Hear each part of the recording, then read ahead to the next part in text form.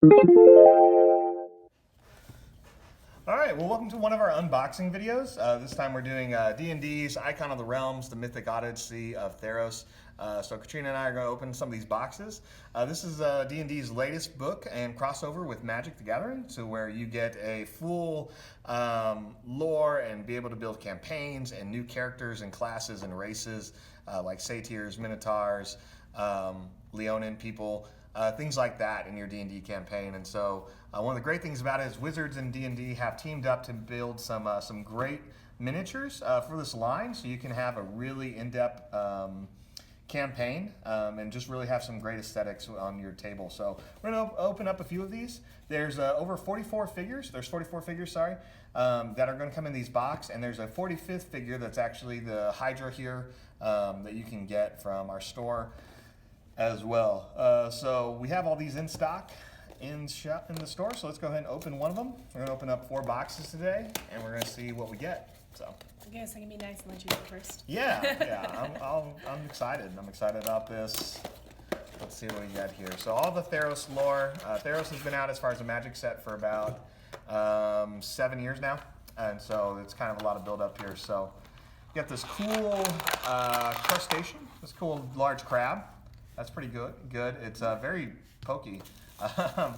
So far, already what I like about this packaging is you have this is typical in a lot of miniature products where they do a plastic insert like this, but I haven't ever seen them do little foam things like this, and that's really cool. I like that they're already mounted. Yeah, they're mounted. I like that that's a clear base for something that large. Typically, it looks like the rest are going to be the little black bases here. So we have like a little Leonin character here. You can take a better look at that there. The sculpt here is really good. You have a tail. On the bottom of all these, it tells you what they are. So it's a Leonin iconoclast. Okay. Let's open up another one here. Looks like this one's going to be one of the zombie characters in Theros. And Theros is based off a lot of Greek mythology.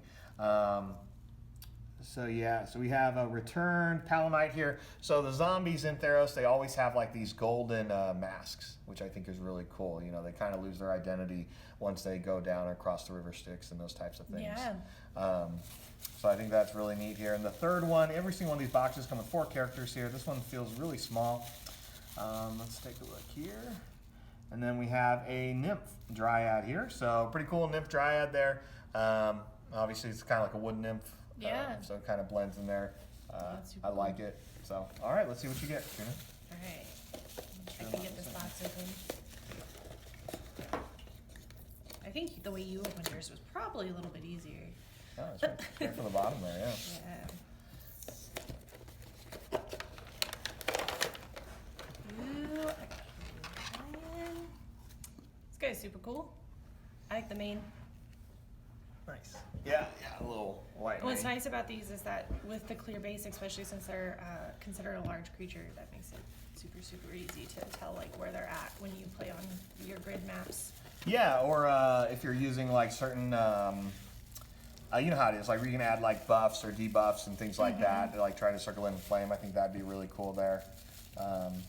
Yeah, that'd definitely make it easier, especially if you're not using the rings and you're using the cardboard stats. This guy is a basilisk. That's pretty gnarly looking. Yeah, I like that. That's a good looking one. Yeah, no, it's super cool. The detail on it is insane. Like you're getting the basilisk glowing eyes, which is very typical. I like that it's striped, and it's pretty thick. It's a pretty thick miniature. No, they're doing pretty good on these paint jobs. Like from a D&D player that paints their own minis, I can tell that they've put some time into this.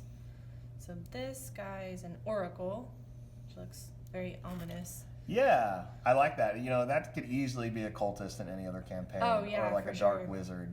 Yeah, definitely. You could definitely double up. Yeah. Especially for like horde. Yeah.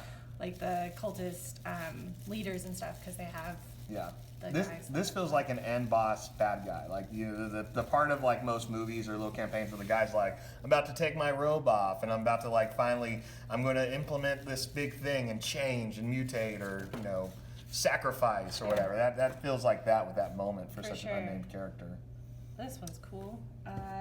This is a Ghost Blade I'm gonna butcher this. Eidolon. Oh yeah, the Eidolons. Yeah. So in the Eidolons in here, they're kind of like a mix. They're characters that are like part constellations, which is pretty cool. So they're either like they're from the world of the gods or something similar like to the Fae, I believe. So I think that's really neat. You can kind of see it's trying to get that like that blend of a type of aura. Yeah, no, it's super cool. We'd even use that for like a half Fae, half elf. Yeah. Druid, Yeah. so that'd be super awesome. I can see that really good for hex mages too. If you play some of the older stuff. So I don't remember if hex mage made it to 5th edition yet. I know that there's hex for rangers. Okay. So, but I think that's the extent of it. Got it. All right, let's go into our third box here. I think it's rangers. This thing looks huge. I don't know what it is. They got minis falling out of here. Oh my goodness, this thing is nuts here. So Emissary of Perforos. So Perforos in the world of Theros is the god of the forge. I can't remember what it is in Greek mythology, but some essentially makes like all the mystical weapons, stuff like that. Must so be you have monstrosity sized. Yeah, look at that, man. Yeah, compare that to that lion. Yeah. That's cool. This is a really neat miniature. Still sticking with the clear base for it being large. I really like that. I think you can do some cool stuff with that. We got another zombie character here. Same thing. I really like these. I think I would probably take a little bit of paint and touch that up and maybe make some differences. I like the colors, but you can definitely easily change some of those robes there. Yeah. Let's see. They're different then, right? No. Okay. No, I was thinking between. Yeah. Oh, between the Oracle and the other one. This one actually is. This one is a returned Sentry, and this one is a returned Palamite. So I noticed the difference on the back of their cloaks, but the front is really the same. So I mean, they didn't really change the model. Yeah, a little distinction. That part kind of seems a little cheap, but you can kind of do whatever you want with it. Their masks are different sizes, I guess. Taking a look at it a little bit better. This one's really cool. So this is a human paladin in the world of Theros. So you got the shield, you got the armor here. Female could easily be like an Amazon in any campaign there. The weapon could have been done a little bit better, but I like it as far as just kind of like, for people who don't have Reminds me of like the Spartans. Yeah, it feels very Amazonian Wonder Woman type stuff. And it looks like I got a metal bird, anvil rot raptor. Yeah, little metal bird there. Oh, so, that's cool. Yeah. I like the clear flying part of it. Yeah, it's kind of like I can't remember what it's called. We'll just call it a little mount or peg there on the base to kind of keep it flying there. So yeah, it's really neat.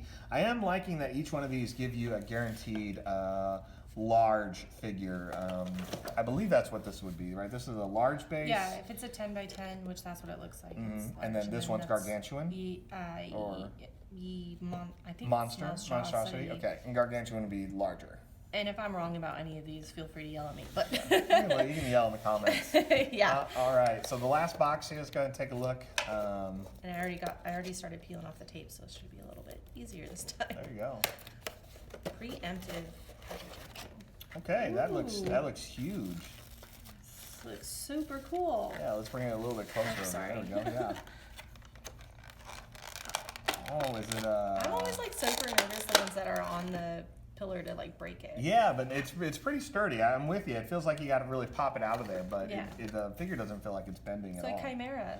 That's a really nice chimera. It's a very Greek chimera. Yeah. You have a unicorn and a goat and an eagle. I definitely love chimeras that are like snakes and lions. But this one's nice. It's feathered. Oh, it is a goat. Okay. Yeah, a little goat there. there. The ram head. Yeah. Yeah, I always think of, when I think of chimeras, I always think of like the Final Fantasy X chimeras. Yeah. So, where that's a little bit different base. But I do love this. And once again, because it flies, you get that really neat thing here. And this is obviously something I never want to run into in a campaign. Because it has 3 heads, and those animals don't seem fun to mess with. At least it's not Cerberus. That's true. And I'm sure they have the Cerberus version in here. They do have one in Theros of of a hound. To be so I'm cool, opening though. your stuff over here. Go Yeah, ahead. you are. You're I'm stealing bad. my thunder. So this one is a night hag. Okay. I feel like that's definitely. Very cultish. It's hard to probably see in the video, but it actually has like a lot of speckles Yeah. in there. I like that. It almost looks like underworld-ish, or like orbs, kind of, or something. Yeah, and you'll notice it here in this one too. They do the same thing. Yeah. So like a lot of the gods are, it's part of being in the stars, right? So they Yeah. have like these constellation feels. So it's like this glitter effect, but it's not like overwhelming glitter. No, and it's nice. And then just another. God, I didn't wear my glasses. Tyrannica, regent of Akros. Okay, yeah. So Akros is supposed to be like the Sparta of Theros, very military based. You can kind of see in the colors, and I guess that's a unique character, so that looks really cool. Yeah, I think the only thing that if I was gonna do these, is maybe do the wash. Oh yeah, put them in And a pick wash, up, and pick up some of these highlights a little bit more, because I don't know if they actually did that or not. But the paint job's on point. Mm-hmm. I guess that's the only critiquing I have of it. Oh, I got Medusa. Oh, nice. We were talking about that. Yeah, That's one of because the this was the highlighted one ones in the box. Yeah, and this was the one that I wanted. Oh, this is super cool. I love her dress. Yeah, wow. And look at the color between the tail. Yeah, so we see some good. fading in the scales there. That's very well done. She's got that stylish ombre going. It's very cool. It's very cool. And this the picture on the box really doesn't do that justice. Not at all. Like that looks like a way better miniature. I like the silver accent versus like how they have the black accent on that. I like it. Now don't look directly at it. Oh yeah, That's for sure. the big thing. As I'm staring into her face, they actually did a really good paint job even on the details on her eyes and lips and stuff. Because I don't know if you can see it in the video, but she's got red lips. Yeah, So. you're right. She does. Yeah, that's really cool. A lot of these miniatures are really great. Automatically, you can hop into a campaign. Having a soldier, having a paladin, having a Leonin type mage or anything like that. These are just 4 boxes, and automatically, you could have a party just kind of begin with that, and having your typical bad guys, cult leaders. Those types of things, but these large miniatures can definitely spice up any campaign that you're doing, which I think is really cool. And how much is it for a box? A lot of them vary anywhere between $19.99 to $24.99. Just kind of depends on if they're going to have the bigger pieces or stuff like that. But we'll definitely have them in stock for a while, as well as the Theros books.